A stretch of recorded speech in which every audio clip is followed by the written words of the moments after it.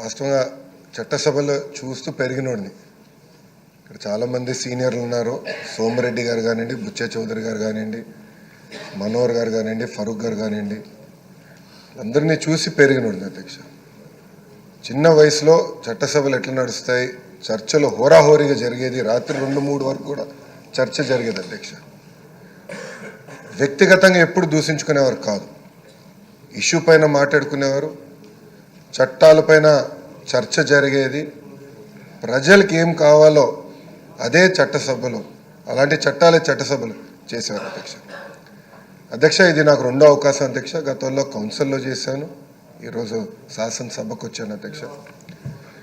కానీ అధ్యక్ష, ప్రతిపక్షం చేయాల్సిన బాధ్యత, వాళ్ళపైన ఉన్న బాధ్యత అంటే ప్రజలు వాళ్ళని గెలిపించారు 11 స్థానాల్లో, ప్రతిపక్ష చేయాల్సిన బాధ్యత కూడా వాళ్ళు చేయకుండా ప్రతిసారి వచ్చి గవర్నర్ గారి స్పీచ్ని కూడా డిస్టర్బ్ చేసి, ఇప్పుడు గవర్నర్ గారిని మనం గౌరవంగా పిలుస్తాం, ఆహ్వానిస్తాం 2 సభల్ని ఉద్దేశించి మాట్లాడారు, కానీ ఆయన్ని కూడా అవమానపరిచే విధంగా చేసి, గతంలో మేము కూడా ధర్నా చేసాం, కూటమి సభ్యులు ధర్నా చేసాం, బెంచెస్ దగ్గర ధర్నా చేసాం.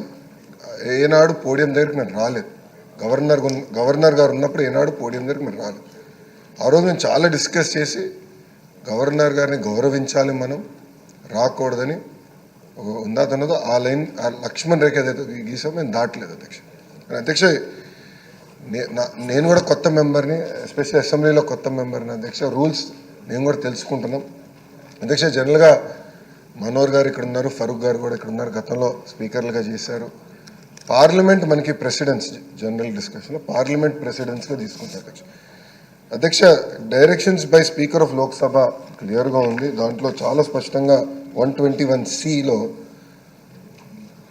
చాలా స్పష్టంగా shall have at least a strength equal to క్వారం fix to constitute a sitting of the house, that is 1/10 of the total number of members of the house.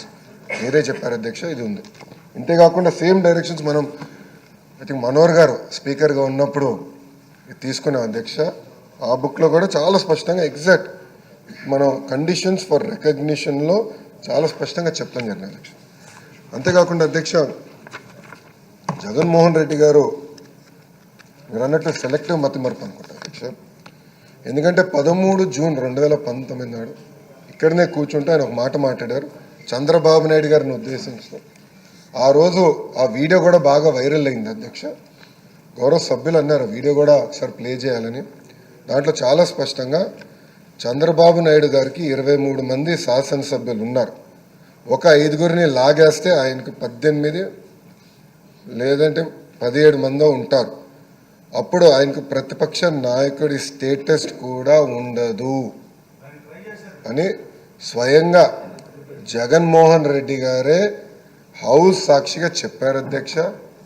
ఇప్పుడు వచ్చి ప్రత్యేకంగా మీ పైన వ్యక్తిగతంగా ఆరోపణలు చేస్తాం, ఆయనకున్న దొంగ పేపర్, దొంగ ఛానల్ వాడి ఆరోపణలు చేస్తాం.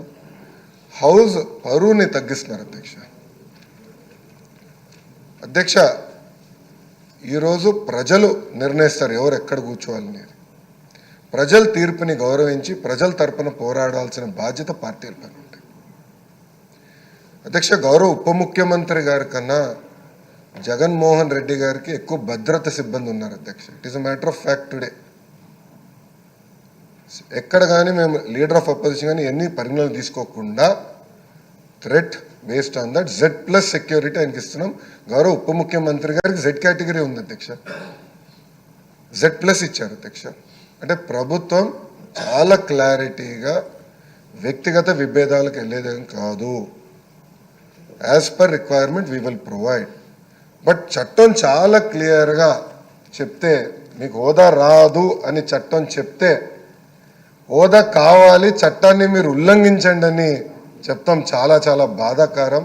ఆయనకు అలవాటు చట్టాలను ఉల్లంఘిస్తాం, అది తీసుకొచ్చి ఈ హౌస్ పైన రుద్దుతాం.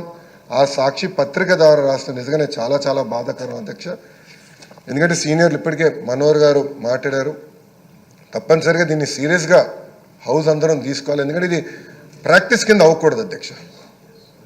రేపు ఏ పార్టీ అధికారంలో ఉన్నా ప్రతిపక్షంలో ఉన్నా ఈ ప్రాక్టీస్ కరెక్ట్ కాదు. హౌస్ గౌరవం పెరగాలి, చర్చ జరగాలి, ఇష్యూస్ పైన హోరాహోరీగా చర్చ జరగాలి నేను ఆశిస్తున్నా.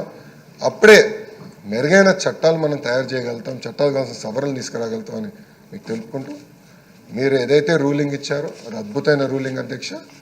దాన్ని బట్టి భవిష్యత్ కార్యాచరణ గౌరవ మనోహర్ గారు చెప్పినట్లు తప్పనిసరిగా చేద్దామని మీకు తెలుపుకుంటూ నేను సెలవు తీసుకుంటాను. నమస్కారం అధ్యక్ష.